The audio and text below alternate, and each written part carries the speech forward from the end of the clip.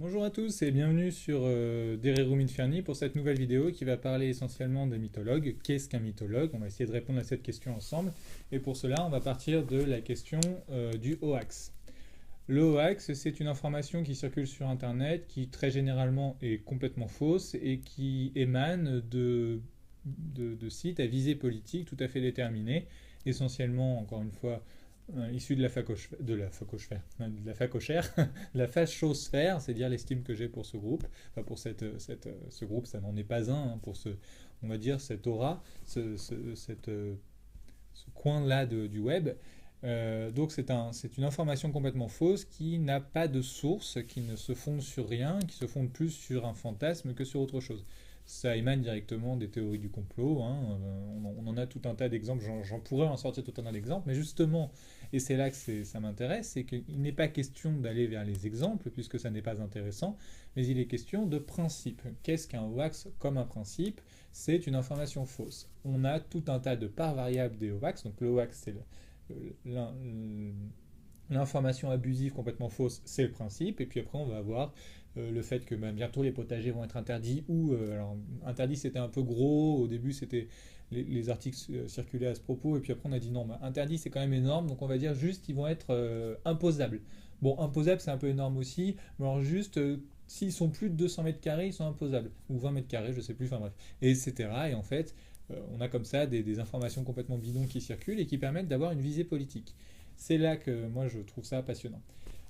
Donc pourquoi est-ce que je veux parler du mythologue, pourquoi est-ce que j'utilise le mythologue pour parler du hoax? C'est parce que dans le hoax, il y a une part principielle, relative au principe, et une part variable, qui va être le côté un peu anecdotique de l'histoire et qui va se manifester au travers de différents moments, qui va cristalliser pardon, différentes étapes de pensée.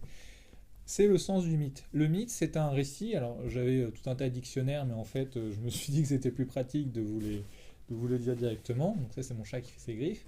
Le mythe, c'est un récit, une fable, qui a une part variable et une part centrale. C'est-à-dire que c'est un récit oral, une invention, une fiction, mais comme les différents aèdes, enfin les différents poètes qui vont se saisir de ce récit vont tous un peu raconter ce qu'ils veulent autour de ce récit, ils vont essayer d'avoir une part d'inventivité, vont prendre l'initiative d'une certaine ingéniosité littéraire, fictionnelle, ils vont créer un matériau de variation sur le récit.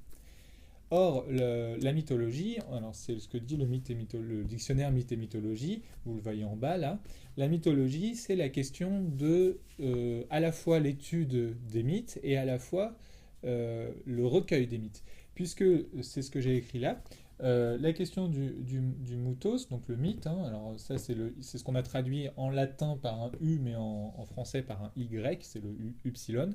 Donc le mythos c'est le mythe, le logos, le discours, donc tout ce qui a trait au, donc au mythe en l'occurrence. Le logos, c'est ce qui a trait, la mythologie, voilà, ça voudrait dire donc ce qui a trait au mythe, est à la fois l'étude scientifique du mythe et à la fois le recueil de toutes les existences, de toutes les possibilités d'un mythe. Donc, par exemple, on a le mythe de Prométhée qui connaît tout un tas de, selon les historiens, alors on appelait ça des historiens, mais selon en gros les fictions, on a tout un tas de mythes, aussi tous les mythes que sont repris par Ovide, les métamorphoses qui existent avant lui, on a aussi les fables de La Fontaine qui existent avant La Fontaine, on a Ésope et Phèdre qui ont leur propre version de ces fables.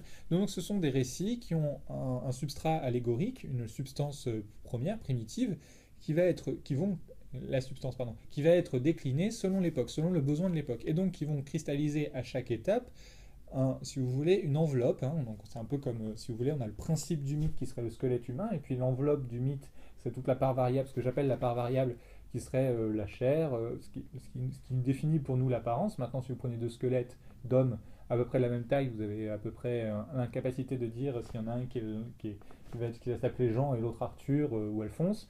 Vous n'avez aucun moyen de le savoir. Cependant, quand vous les voyez vivants et que vous les avez connus, vous savez très bien qui est Alphonse, Jean et Robert.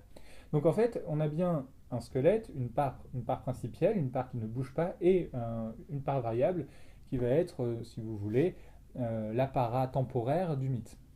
Donc la mythologie, c'est l'étude de toutes ces parts variables. Voilà. Et c'est bien pour ça qu'on a aussi, sous le terme de mythologie, ce qu'on peut entendre sous le sens de mythologie gréco-romaine, qui va être toutes les histoires, tous les récits, toutes les fictions qui enrobaient la religion, enfin les religions polythéistes gréco-romaines. Et en ce sens, on a bien un rapport à la question de la compréhension du mythe par ses principes, sans oblitérer ses parts variables. Pourquoi est-ce que ça m'intéresse aujourd'hui? Pourquoi est-ce que je vous ai parlé du hoax? Parce que si on avait une politique ou un journalisme, alors avec des si on met pas en bouteille bien entendu, mais si on s'appliquait à avoir une rigueur, une méthode de mythologue sur l'actualité politique, nous comprendrions qu'il y a des phénomènes qui se sont déjà manifestés et qui ne sont en fait qu'une actualisation moderne de principes, de rapports de force qui se sont déjà exprimés avant.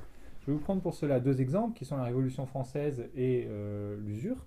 Alors la Révolution, je vais commencer par l'usure parce qu'on fait un grand écart un peu plus grand, donc c'est intéressant. Donc l'usure, donc l'Église romaine d'Occident interdisait totalement l'usure au Moyen Âge, donc avant qu'elle ne devienne l'Église catholique, interdisait totalement l'usure au Moyen Âge puisque ça créait des problèmes financiers.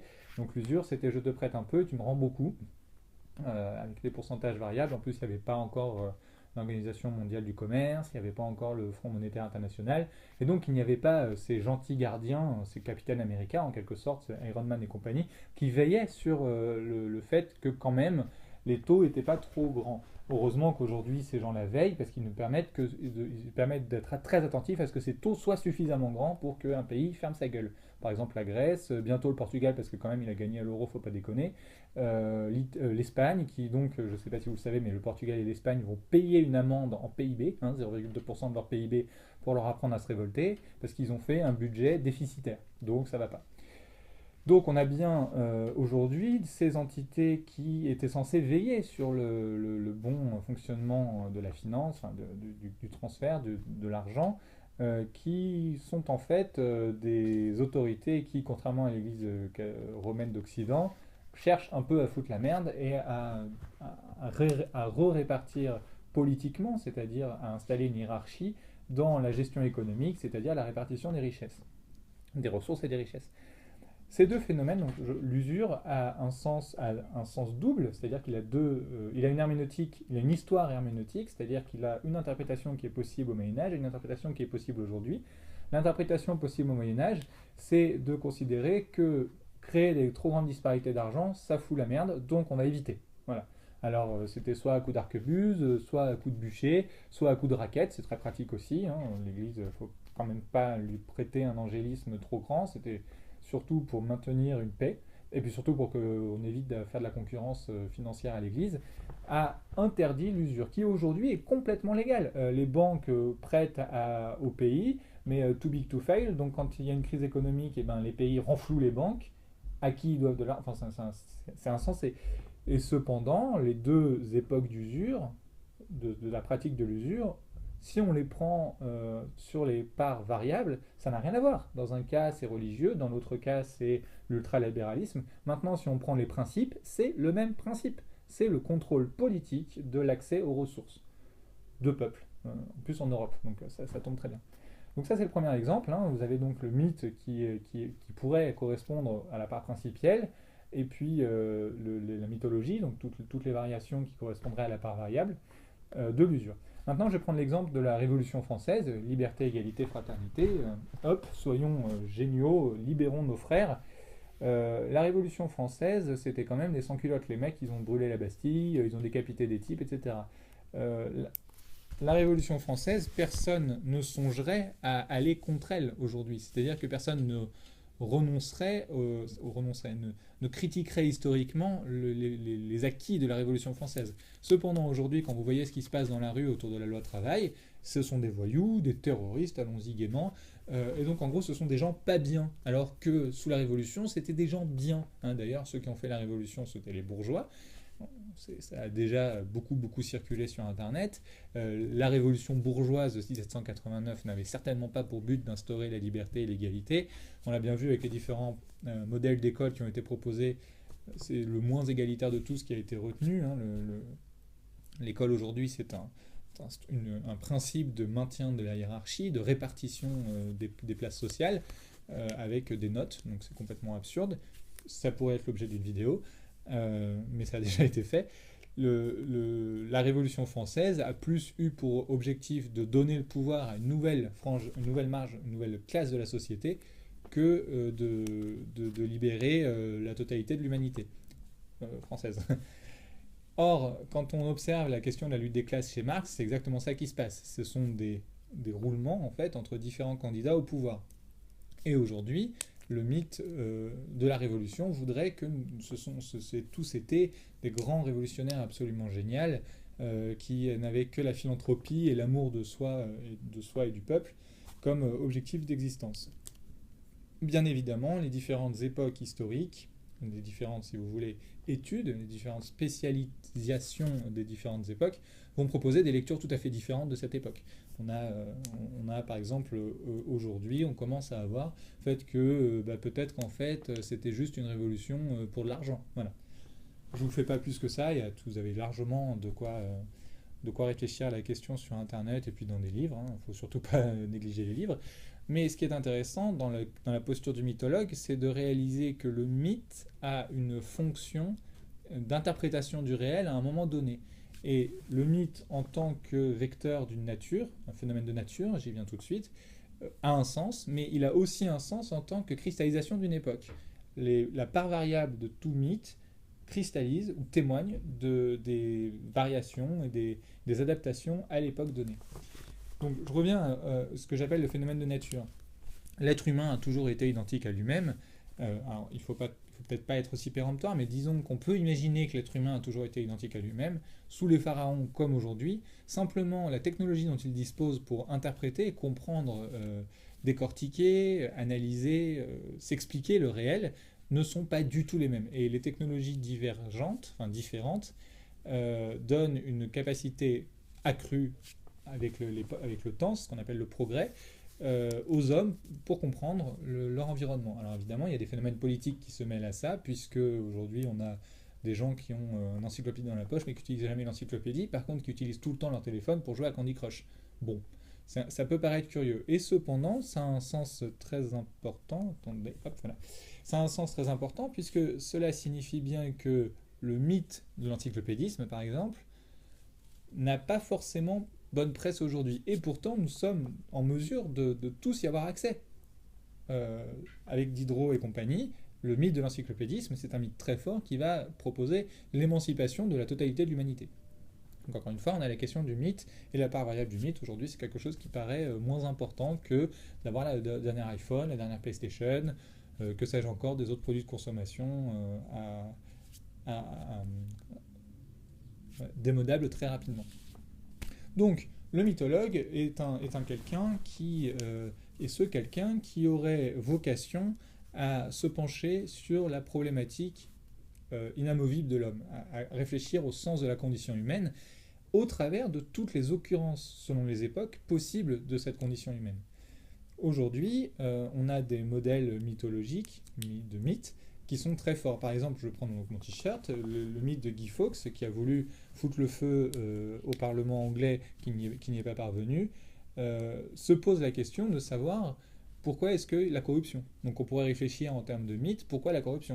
Quand on voit l'état actuel de nos politiciens, c'est effarant, mais en fait, ce n'est pas plus effarant qu'à d'autres époques, quand on regarde. Mais c'est plus drôle ou plus ludique de le regarder à d'autres époques qu'à la nôtre, parce qu'à la nôtre, il s'agirait de s'inquiéter de ce que nous avons fait pour cela, alors qu'à d'autres époques, nous pouvons être beaucoup plus critiques. Et c'est bien le sens du mythologue, c'est qu'il s'intéresse plus à la question du jeu, JE, à la question de l'insertion du sujet dans une époque, dans une perspective, dans une histoire, etc., et beaucoup moins à la question du moi, c'est-à-dire à ce que peut devenir le moi pascalien, le moi haïssable, l'ego, à comment réaliser l'ego dans cette époque. Donc je reviens à V pour Vendetta, quand Evie Hammond dit qu'elle cherche à comprendre, à savoir, à découvrir qui était l'homme derrière le masque, et qu'elle termine sur cette sentence, il était vous, il était moi, mon frère, ma mère, ma sœur, mon père, pardon, elle dit bien qu'en fait tout un chacun peut se faire mythe dès lors qu'il cherche à saisir les symboles du mythe, le masque par exemple, le masque de Guy Fawkes, et à promouvoir ou à défendre ou attaquer ce que promouvait, défendait ou attaquait V dans V pour Vendetta. Donc en fait, la question du mythe, ça n'est jamais que la question de se définir soi vis-à-vis d'une tradition historique, de comprendre ce que nous recevons de la société et de savoir ce que nous allons en faire. Donc il s'agit d'accepter la part principielle de ce que nous sommes et de décider de la part variable. Ce n'est jamais que ce que Ricoeur, j'en parle dans la vidéo précédente, appelle l'ipsé et l'idem. Hein, donc l'idem et l'ipsé. La part principielle, c'est l'idem, et puis la part variable, c'est l'ipsé. Et de réfléchir à ce qu'on choisit d'être. Et si nous avions une époque un peu plus mythologue et un peu moins événementielle, nous aurions une époque beaucoup plus concentrée sur le fait de produire du sens, de donner un sens à notre époque, de donner un sens à nos objectifs, à notre civilisation, à notre culture, et beaucoup moins à se masturber dans la fange absolument, on va dire, onanique. Enfin, évidemment, c'est un synonyme, mais un peu moins de se pourlécher les babines d'être soi et un peu plus de se préoccuper d'être à la fois soi, l'histoire et les autres. Voilà.